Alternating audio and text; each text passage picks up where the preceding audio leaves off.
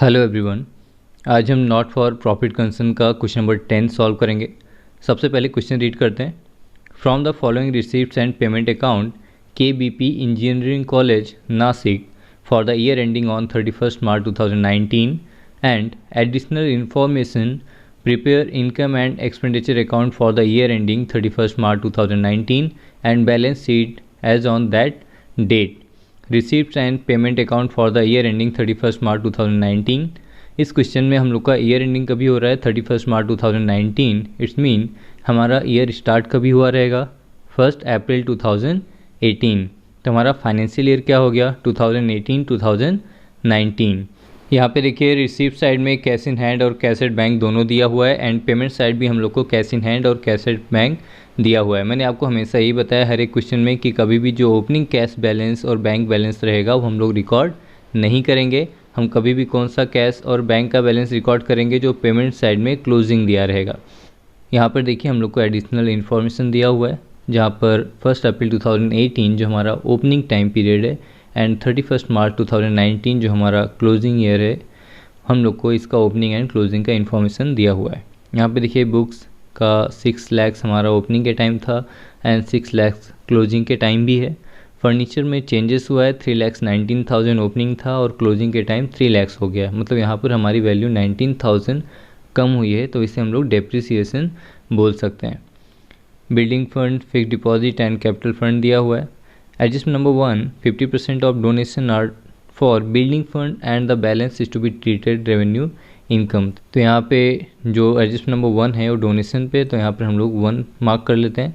Adjustment number 2, outstanding subscription दिया हुआ है तो सब्सक्रिप्शन के आगे नंबर 2 लिख लेते हैं। Adjustment number 3, life membership fees are to be capitalize, तो लाइफ मेंबरशिप फीस के आगे नंबर 3। तो यहाँ पे हमने क्वेश्चन भी रीड कर लिया है, ओपनिंग एंड क्लोजिंग इन्फॉर्मेशन भी हमने देख लिया है और एडजस्टमेंट भी मार्किंग कर लिया है। अब हम लोग क्वेश्चन सॉल्व करते हैं। यहाँ पे हमने फॉर्मेट रेडी करके रखा हुआ है। In the books of KBP engineering college Nashik, income and expenditure account for the year ended 31st March 2019, debit and credit लिखेंगे हम लोग यहाँ पर। उसके बाद यहाँ पर expenditure amount, income amount and amount. तो यहाँ पे इनकम एंड एक्सपेंडिचर अकाउंट का फॉर्मेट रेडी हो गया है। यहाँ पे हमने बैलेंस शीट का भी फॉर्मेट बनाया हुआ है। Balance sheet as on 31st March 2019, liabilities amount, assets amount and amount. तो यहाँ पे हम लोग सारी चीज़ें ट्रांसफ़र करना स्टार्ट करते हैं। सबसे पहले हम लोग बुक्स लिखेंगे जो भी हम लोग को एडिशनल इन्फॉर्मेशन में दिया हुआ था 6 लाख रुपीज़। उसके बाद फर्नीचर दिया हुआ है 3,19,000। उसके बाद हम लोग को बिल्डिंग फंड दिया हुआ है 10 लाख। फिक्स डिपॉजिट भी दिया हुआ है 9,10,000 rupees and capital fund 9,47,400 rupees. तो ये सारी चीज़ें हम लोग को एडिशनल इन्फॉर्मेशन में दी हुई है। अभी हम लोग इनकम एंड एक्सपेंडिचर अकाउंट का ट्रांसफ़र करना स्टार्ट करते हैं। तो सबसे पहले यहाँ पे बाय इंटरेस्ट लिखेंगे हम लोग 55,000 डायरेक्टली आउटर कॉलम में। उसके बाद सब्सक्रिप्शन 28,300 क्योंकि इसके ऊपर हम लोग को एडजस्टमेंट दिया हुआ है। सब्सक्रिप्शन लिखने के बाद मेंबरशिप फ़ीस लिखेंगे हम लोग 25,000 रुपीज़। मेंबरशिप फ़ीस पे भी हम लोग को एडजस्टमेंट दिया हुआ है, इसलिए हमने मेंबरशिप फ़ीस का 25,000 रुपीज़ भी इनर कॉलम में रिकॉर्ड किया है। नेक्स्ट डोनेशन लिखा हुआ है 7 लाख रुपीज़। डोनेशन पे भी एडजस्टमेंट दिया हुआ है, इसे भी हमने इनर कॉलम में लिखा है। नेक्स्ट ट्यूशन फीस दिया हुआ है, tuition fees 12,30,000 rupees directly outer column में लिखेंगे।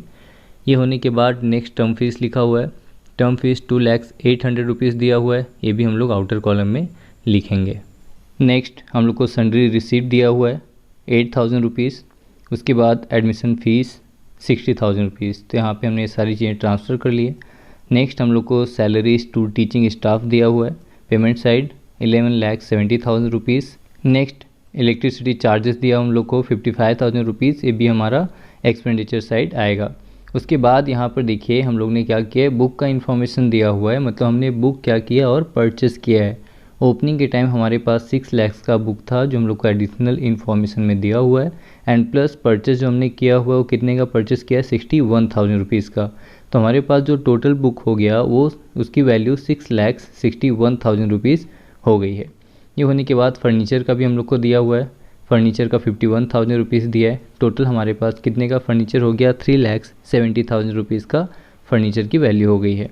नेक्स्ट हम लोग को दिया है स्टेशनरी की वैल्यू 21,850 रुपीज़। नेक्स्ट इन्वेस्टमेंट हम लोग फिक्स डिपॉजिट में ऐड करेंगे 8,50,000 रुपीज़, टोटल हमारा आएगा 17,60,000 rupees. Next cash in hand और कैश एट बैंक का मैंने आपको बताया हुआ है कि कभी भी जो क्लोजिंग इन्फॉर्मेशन दिया रहेगा पेमेंट साइड हम लोग को वही रिकॉर्ड करना है। तो कैश इन हैंड का 16,650 रुपीज़ दिया है एंड कैश एट बैंक का 2 लाख रुपीज़ हम लोग को दिया हुआ है। तो यहाँ पे हमने सारी इन्फॉर्मेशन ट्रांसफ़र कर लिए। अब हम लोग एडिशनल इन्फॉर्मेशन और एडजस्टमेंट पे ध्यान देते हैं। तो सबसे पहले यहाँ पे देखिए बुक पे डिप्रिसिएशन हम लोग को चार्ज होगा। कितना डिप्रिसिएशन आएगा 61,000 रुपीज़। आउटर कॉलम में कितना आएगा 6 लाख रुपीज़। और जो 61,000 डिप्रिसिएशन है इसका मतलब क्या होता है कि हमारे एसेट्स की वैल्यू कम हुई है। और जो एसेट्स की वैल्यू कम होती है तो हम सेकेंड इफेक्ट कहाँ पे ट्रांसफ़र करते हैं, इनकम एंड एक्सपेंडिचर अकाउंट के डेबिट साइड।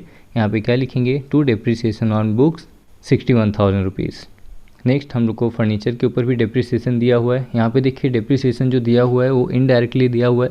ओपनिंग के टाइम हम लोग को बोल रहा है कि हमारे पास जो फर्नीचर की वैल्यू है वो 3,19,000 है, लेकिन क्लोजिंग के टाइम हमारे एसेट्स की वैल्यू क्या हो गई है 3 लाख हो गई है। अगर हमारी वैल्यू 3 लाख हो गई है तो हमारा 70,000 का क्या हो रहा है, डिफरेंस आ रहा है। तो जो 70,000 का डिफरेंस आ रहा है हमारा क्या हो गया, डिप्रिसिएशन हो गया। तो यहाँ पे इसका सेकेंड इफेक्ट ट्रांसफ़र करेंगे। फर्नीचर का डिप्रिसिएशन 70,000 रुपीज़। आउटर कॉलम में कितना आएगा, दोनों का टोटल 1,31,000 रुपीज़। नेक्स्ट हम लोग को देखिए डोनेशन लिखा हुआ है कि 50% जो डोनेशन का हमने बिल्डिंग फंड में ट्रांसफ़र किया है। तो यहाँ पे कैपिटल फंड में भी ट्रांसफ़र कर सकते हैं और बिल्डिंग फंड में भी ट्रांसफ़र कर सकते हैं। एडजस्टमेंट में जो दिया रहेगा हम लोग उसके अकॉर्डिंग ट्रांसफ़र करेंगे। तो यहाँ पे हम लोग को बोल रहा है कि 50% हमने बिल्डिंग फंड में ट्रांसफ़र कर दिया है। तो 7 लाख का 50% कितना होगा, 3,50,000। तो यहाँ पे हम लोग माइनस करेंगे तो 3,50,000 आउटर कॉलम में आएगा और 50% हम लोग क्या करेंगे, बिल्डिंग फंड में डोनेशन का ऐड करेंगे। तो 3,50,000 ऐड करने के बाद टोटल वैल्यू कितनी हो जाएगी, 13,50,000 रुपीज़। नेक्स्ट हम लोग को सब्सक्रिप्शन का दिया हुआ है प्लस आउटस्टैंडिंग सब्सक्रिप्शन फॉर 2018-19। 2018-19 हमारा करंट ईयर है तो इसे हम लोग क्या करेंगे, ऐड करेंगे 5,300 रुपीज़। आउटर कॉलम में कितना आएगा 33,600 रुपीज़। और इसका सेकेंड इफेक्ट हम लोग कहाँ पे पास आउट करेंगे, asset side. Outstanding subscription 5,300 rupees. Next हम लोग को मेंबरशिप फ़ीस कैपिटलाइज करने बोला है। तो यहाँ पे हम लोग क्या करेंगे, पूरा का पूरा 25,000 कैपिटलाइज करेंगे, क्योंकि यहाँ पे हम लोग को कुछ भी परसेंटेज नहीं बोला हुआ है कि 30%, 40%, 50% कितना ट्रांसफ़र करना है। अगर ऐसा कुछ भी नहीं बोला है तो हम लोग क्या करेंगे, पूरा का पूरा 100% ट्रांसफ़र करेंगे। तो यहाँ पे हम लोग जब 25,000 माइनस करेंगे तो यहाँ पे नील बचेगा, कुछ भी नहीं बचेगा। इसका सेकेंड इफेक्ट हम लोग कहाँ पे ट्रांसफ़र करेंगे, कैपिटल फंड में plus life membership fees capitalize 25,000 rupees. यहाँ पे हमने receipt and payment side, additional information and adjustment की सारी एंट्रीज ट्रांसफ़र कर ली हैं।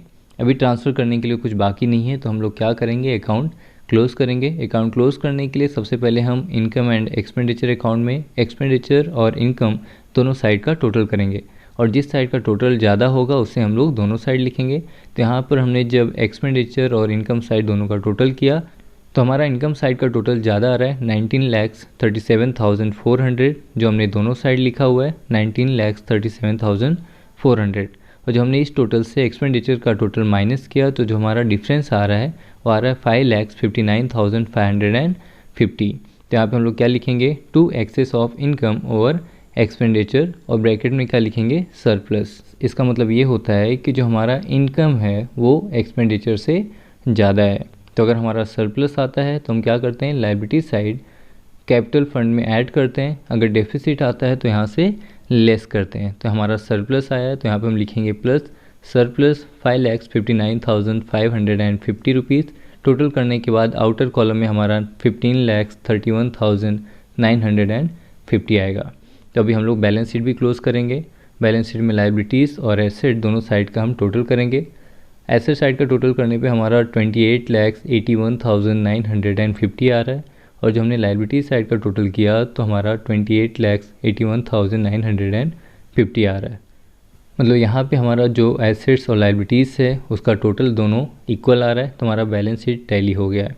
तो यहाँ पे हमने क्वेश्चन नंबर 10 कंप्लीट कर लिया है।